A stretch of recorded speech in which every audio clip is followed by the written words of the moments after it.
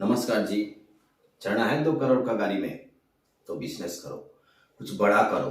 घर परिवार द्वार के लिए अगर कुछ करके जाना है तो बिजनेस करो।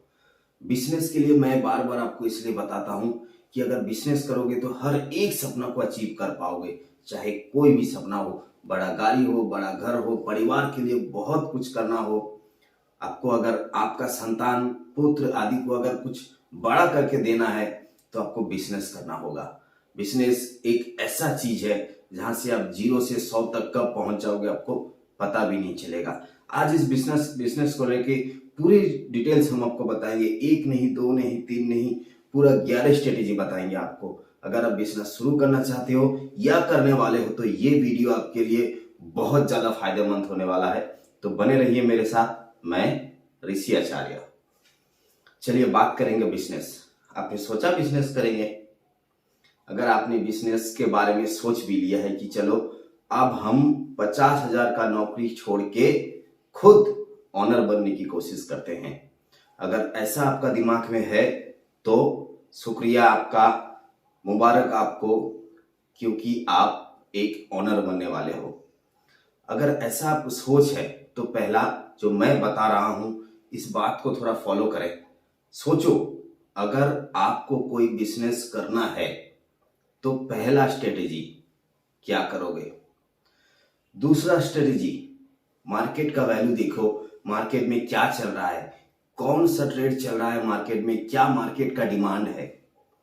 तीसरा, अगर आपको ये भी पता है कि मेरे दिमाग में जो है, जो आइडिया मेरे पास है वो मार्केट ले लेगा, बहुत अच्छी बात है, उसी पे आप काम करना शुरू कर दो। लेकिन इससे पहले ये जान लो कि उसका जो प्रोडक्शन होता है कहाँ होता है, उसका जो रिटेलर है, उसका जो होलसेलर है वो कहाँ पे है, जो जगह पे आप बिजनेस करने वाले हो वो कौन सी एरिया है, आपका जो एरिया है बिजनेस का वो कैसा होनी चाहिए, आपका जो बिजनेस का जगह होनी चाहिए, मतलब शॉप हो गया या मॉल हो गया या फिर कोई फैक्ट्री हो गया, तो वो कितना जगह में होनी चाहिए। इसमें बहुत सारी बातें मैं आपको बताने वाला हूं। पहला, अगर आपके पास आइडिया है बिजनेस का तो वो बिजनेस के बारे में आप सोच के बाहर निकलो, मार्केट में निकलो, मार्केट को सर्वे करो, मार्केट को स्टडी करो कि मार्केट क्या मांग रहा है आपसे। अगर मार्केट आपसे कुछ मांग रहा है, कुछ उसको भूख है क्या चीज को, वो दो। अगर आप ये देना चाहते हो कि आप भूख उसको लग रहा है और वो खाना आप उसको परोस दो, तो आपका जीवन में लाइफ चेंज होने में समय नहीं लगेगा, ऐसे ही गेम चेंज हो जाएगा। तो ये बात को समझ लो पहले कि आपको मार्केट सर्वे करना है। दूसरी बात, मार्केट सर्वे करने के बाद आप ये देखो जो मार्केट मांग रहा है क्या आप वो ला सकते हो। अगर ला सकते हो तो कहाँ मिलता है, मतलब उसका प्रोडक्शन कहाँ हो रहा है, दिल्ली हो रहा है, गुजरात हो रहा है, बिहार हो रहा है, वेस्ट बंगाल हो रहा है, कहाँ पे हो रहा है। आप डायरेक्ट हब में जाओ, उनसे बात करो, उनसे देखो, उनको पूछो, उनको सोचो, उसके बाद ये आइडिया लो। अगर ये भी आप सक्सेस हो गए तो तीसरा स्ट्रेटेजी आपके पास जाएगा, वहां पर डिस्ट्रीब्यूटर कौन है। अगर आप खुद डिस्ट्रीब्यूटर बनना चाहते हो तो बहुत बढ़िया, लेकिन आप डिस्ट्रीब्यूटर बनने से पहले अपना रिटेलर को खड़ा करो। पहले रिटेलर को खड़ा करो, माल तो अब लेके आओगे लेकिन दोगे कहां, इसके लिए पहले रिटेलर को खड़ा कर लो। अगर आप खुद डिस्ट्रीब्यूटर बनना चाहते हो, अगर नहीं तो पहले पता करो वहां डिस्ट्रीब्यूटर कौन है, उनके पास जाओ, वहां भी सर्वे करो, वहां भी स्टडी करो, वो मार्केट देखो कैसा है। अगर ये पड़ाव भी आपने पार कर लिया, फिर चौथे नंबर पे आता है कि आप जो एरिया में बिजनेस करोगे, वो एरिया कैसा है। बिजनेस के लिए सबसे ज्यादा एरिया पोर्टेबल रहता है, अच्छा रहता है, जहां पर इंसान के पास पैसा होता है। आप ऐसा जगह में बिजनेस करोगे जैसे पिज्जा हट। अगर आप पिज्जा हट सोच रहे हो, मैं पिज्जा हट का दुकान लगाऊंगा, शॉप लगाऊंगा, काउंटर लगाऊंगा, तो आप अगर ऐसा जगह में जाओगे जहां पर लोग पिज्जा हट को छूते भी नहीं है, क्योंकि उनको अपना दाल रोटी ही पसंद है, तो आप ऐसा जगह में अगर पिज्जा हट लगाओगे, चाइनीज फूड लगाओगे, कोई अच्छा रेस्टोरेंट लगाओगे तो नहीं चलने वाला। आपको उस जगह के लिए वो पोर्टेबल एरिया आपको चूज करनी पड़ेगी जहां पर आपके जो आपने जो आइडिया दिया या फिर मार्केट का जो भूख है, आपने जो सोचा है वो चलेगा।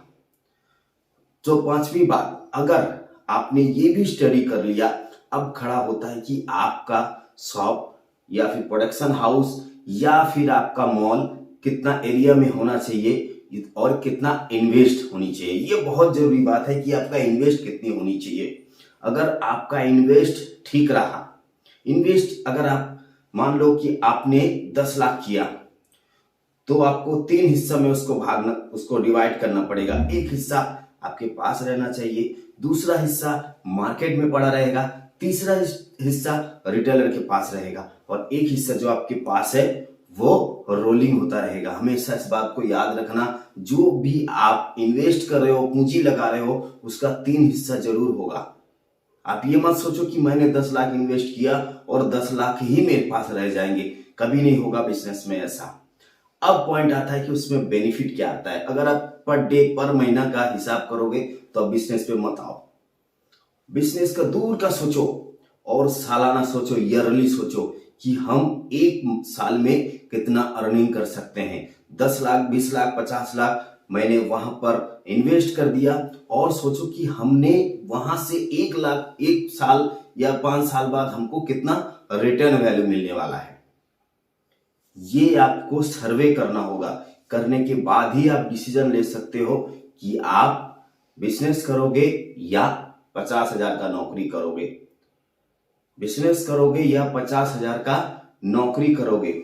आपने सुना होगा कि जानवरों में सबसे लंबा होता है जिराफ। आपने देखा होगा जानवरों में सबसे लंबा होता है जिराफ, सबसे शक्तिशाली होता है हाथी। शरीर भी, आकार भी बड़ा और उसका ताकत भी बड़ा, बहुत हैवी ताकत वो हाथी।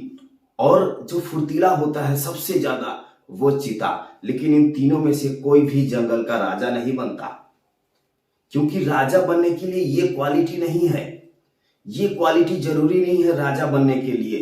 राजा बनने के लिए राजा का मेंटेलिटी होना जरूरी है। एक दिन शेर से यही सवाल पूछ बैठे किसी चूहा ने, क्या बात है आपके पास ना तो अधिक ताकत है, ना आप अधिक बड़े हो, ना आप लंबे चौड़े शक्तिशाली हो, ना आप फुर्तीला हो, फिर क्यों आप जंगल का राजा बन गए? तो उसने बताया, मैंने सोचा, मैं बन गया। तो ये होता है बिजनेस स्ट्रेटेजी। अगर आप बिजनेसमैन बनना चाहते हो तो सोचो, पहले अपना दिमाग में ही बन जाओ, अपने अंदर से ही बन लो, उसके बाद बाहर आओ। अगर आप अंदर से नहीं बनोगे तो बाहर आके कोई फायदा नहीं होगा। ठीक है, आज के लिए इतना ही। मैं ऋषि आचार्य, नमस्कार जी।